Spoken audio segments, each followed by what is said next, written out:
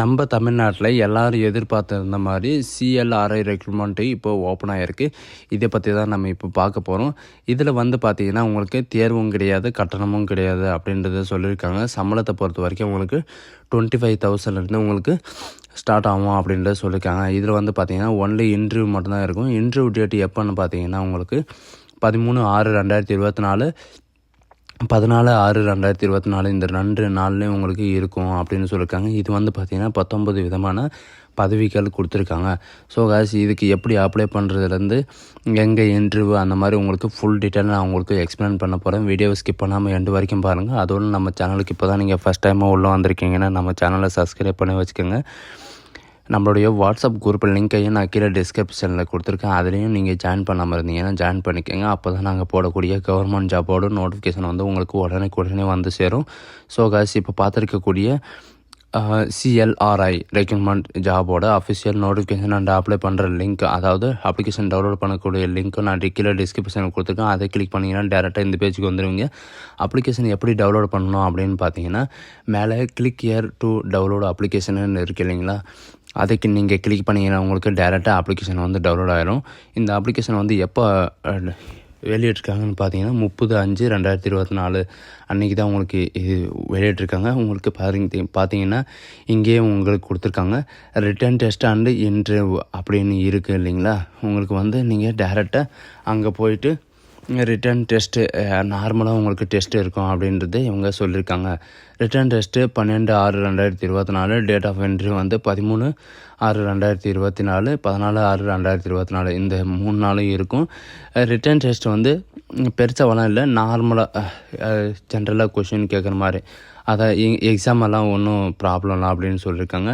உங்களுக்கு என்னென்ன ப்ராஜெக்ட் அப்படின்னு சொல்லிங்கன்னா project assistant, project associated, junior research, senior project associated, principal project, இந்த மாதிரி ஜாபுக்கு தான் உங்களே ரெக்கமெண்ட் பண்ண போகிறாங்க.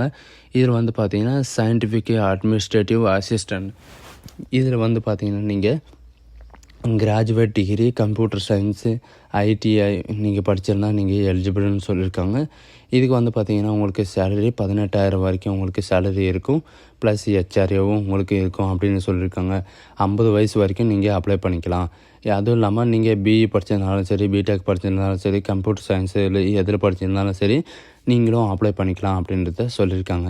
அது மட்டும் இல்லாமல் ப்ராஜெக்ட் அசோசியேட்டடுக்கு நீங்கள் வந்து பார்த்தீங்கன்னா அசிஸ்டண்ட்டுக்கு வந்து பார்த்தீங்கன்னா உங்களுக்கு இவங்க கேட்டிருக்காங்க டிப்ளமோ, அதாவது டிப்ளமோவில் வந்து மெடிக்கல் டிபார்ட்மெண்ட்டில் நீங்கள் படிச்சிருந்தா நீங்கள் அப்ளை பண்ணிக்கலாம் அப்படின்னு சொல்லியிருக்காங்க. அப்படி இல்லையா நீங்கள் பிஎஸ்சி பயோகெமிஸ்ட்ரியில் நீங்கள் படிச்சிருந்தாலும் ஓகே அப்படின்ற மாதிரி சொல்லியிருக்காங்க.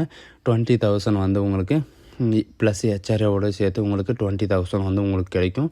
50 வயசு வரைக்கும் நீங்கள் அப்ளை பண்ணிக்கலாம் அப்படின்றத இவங்க சொல்லியிருக்காங்க. சரிங்களா. அது மட்டும் இல்லாமல் பிஎஸ்சியில் நீங்கள் எது படிச்சிருந்தாலும் சரி, டிப்ளமோன்றது கிடையாது, நீங்கள் பிஎஸ்சிலையும் நீங்கள் எது படிச்சிருந்தாலும் சரி நீங்கள் அப்ளை பண்ணிக்கலாம் அப்படின்றத சொல்லியிருக்காங்க. ப்ராஜெக்ட் அசிஸ்டண்ட்டில் வந்து பார்த்திங்கன்னா பிஎஸ்சியில் இவங்க கேட்டிருக்கிறது தான் ஃபிசிக்ஸு அல்லது ஸ்போர்ட்ஸ் பயோ கெமிஸ்ட்ரி இந்த மாதிரி ஏதாவது இருந்தால் நீங்கள் அப்ளை பண்ணிக்கலாம். அப்படி இல்லையா பிஎஸ்சி பிஏ ஃபிசிக்ஸ் அதாவது ஃபிசிக்கல் எஜுகேஷன், ஹெல்த் எஜுகேஷனில் நீங்கள் படிச்சிருந்தா ஓகே. அப்படி இல்லையா நீங்கள் பேச்சுலரில் டிப்ளமோவில் நீங்கள் படிச்சிருந்தா நீங்கள் பேச்சுலரு, அப்படி இல்லைன்னா டிப்ளமோவில் நீங்கள் படிச்சிருந்தா அப்ளை பண்ணிக்கலாம். உங்களுக்கு 20,000 வரைக்கும் உங்களுக்கு சேலரி இருக்கும். 50 வயசு வரைக்கும் நீங்கள் அப்ளை பண்ணிக்கலாம். ப்ராஜெக்ட் அசிஸ்டண்ட் வந்து பார்த்திங்கன்னா பிஎஸ்சி பயோமெட்ரிக்கல், பிஎஸ்சியில் வந்து பார்த்திங்கன்னா பயோகெமிஸ்ட்ரி நீங்கள் படிச்சிருந்தா ஓகே.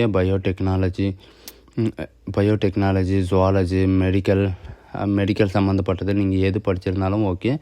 உங்களுக்கு வந்து பார்த்திங்கன்னா 20,000 ப்ளஸ் ஹெச்ஆர்ஏவோட சேலரி இருக்கும். 50 இயர் வரைக்கும் நீங்கள் அப்ளை பண்ணிக்கலாம். சரிங்களா.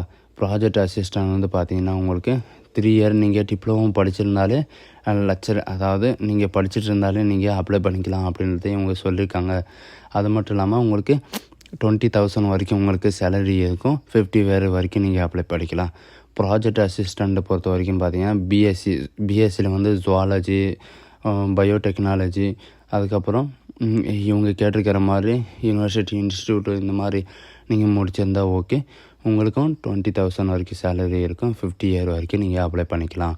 Project associated BE BTech literature, அதாவது லெதர் டெக்னாலஜி, பயோடெக்னாலஜி இந்த மாதிரி நீங்கள் படிச்சிருந்தால் நீங்கள் அப்ளை பண்ணிக்கலாம்.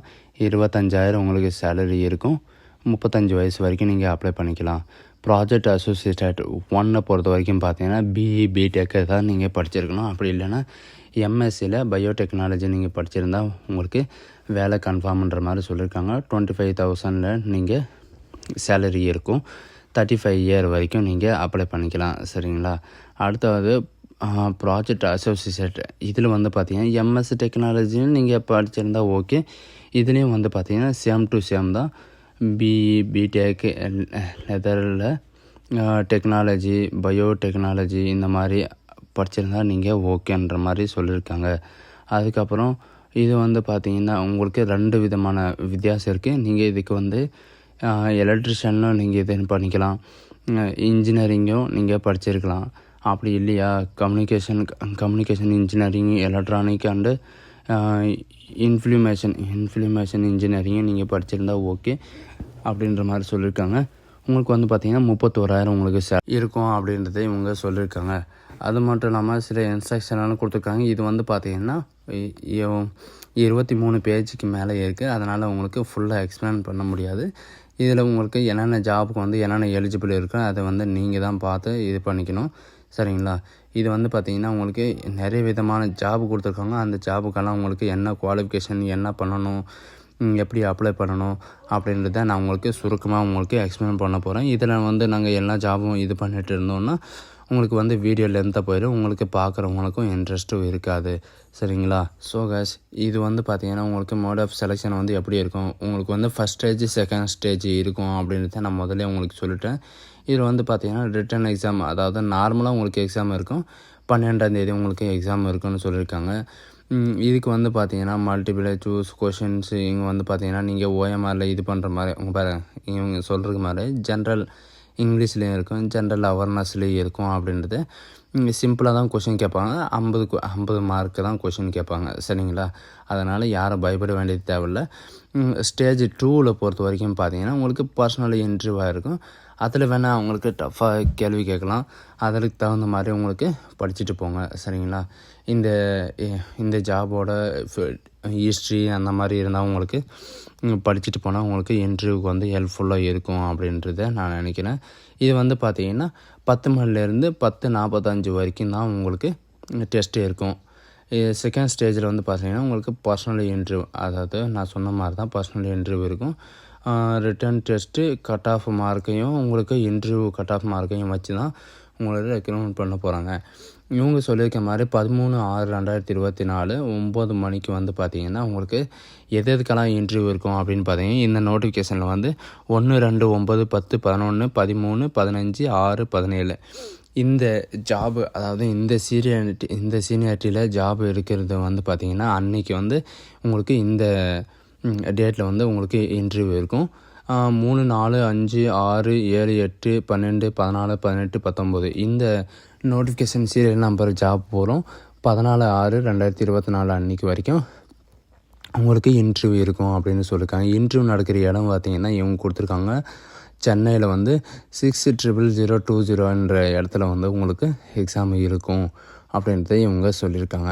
சரிங்களா? அப்ளிகேஷன் ஃபார்ம் வந்து எப்படி டவுன்லோட் பண்ணணும் அப்படின்றது CLRI வெப்சைட்டில் வந்து உங்களுக்கு இருக்கும் அப்படின்றத இவங்க சொல்லியிருக்காங்க. இந்த லிங்க்கை கிளிக் பண்ணி டேரெக்டாக அந்த அஃபிஷியல் வெப்சைட்டுக்கு போயிடும். அங்கே வந்து நீங்கள் டவுன்லோட் பண்ணி நீங்கள் அப்ளிகேஷனை ஃபில் பண்ணிக்கலாம். அது கூட வந்து நீங்கள் என்னென்ன இது பண்ணணும் அப்படின்னு பார்த்தீங்கன்னா இவங்க சொல்லியிருக்கிற மாதிரி உங்களுடைய 10th +2 சர்டிஃபிகேட், கிராஜுவேட் படிச்சிருந்தா கிராஜுவேட் சர்டிஃபிகேட், எக்ஸ்பீரியன்ஸ் ப்ரூஃப் இருந்தால் எக்ஸ்பீரியன்ஸ் சர்டிஃபிகேட், அப்புறம் இது பூரா ஒரிஜினல் சர்டிஃபிகேட் தான் வைக்கணும். ஒரு காப்பி ஒரிஜினல் சர்டிஃபிகேட், ஒரு காப்பி வந்து ஜெராக்ஸ் வைக்கணும் அப்படின்னு சொல்லியிருக்காங்க. நீங்கள் எக்ஸாமுக்கும் அதுக்கப்புறம் இன்டர்வியூக்கும் நீங்கள் போகும்போது என்னென்ன டாக்குமெண்ட் எடுத்துகிட்டு போகணும் அப்படின்றத இவங்க சொல்லியிருக்காங்க. பாருங்கள், நீங்கள் 10th certificate, +2 certificate, Aadhaar card, PAN card, அப்புறம் ஐடென்டிட்டி ப்ரூஃபு, அப்புறம் ஏஜ் லிமிட் ப்ரூஃபு, இந்த எல்லா ப்ரூஃபும் நீங்கள் எடுத்துகிட்டு போகிற மாதிரி சொல்லியிருக்காங்க. சரிங்களா? இவங்க சொல்லியிருக்கிற மாதிரி இந்த டாக்குமெண்ட்டெல்லாம் எடுத்துகிட்டு போனால் நான் முதல்ல சொன்ன மாதிரி தான் இங்கே கிளிக் ஹியர் டவுன்லோட் அப்படின்னு இருக்கு இல்லைங்களா, அந்த லிங்க்கு கிளிக் பண்ணிங்கன்னா உங்களுக்கு அப்ளிகேஷன் டவுன்லோட் ஆகிரும். இந்த அப்ளிகேஷனை தான் நீங்கள் ஃபில் பண்ணி எடுத்துகிட்டு போகிற மாதிரி இருக்கும். சரிங்களா? ஃபில் பண்ணி எடுத்துகிட்டு போகும்போது உங்களுக்கு காப்பி எல்லாமே நீங்கள் வச்சுட்டு எடுத்துகிட்டு போகிற மாதிரி இருக்கும். ஸோ காய்ஸ், இந்த வீடியோ உங்களுக்கு பிடிச்சிருந்தா உங்கள் ஃப்ரெண்ட்ஸ் அண்ட் ஃபேமிலிக்கு கண்டிப்பாக ஷேர் பண்ணுங்கள். தேங்க்யூ.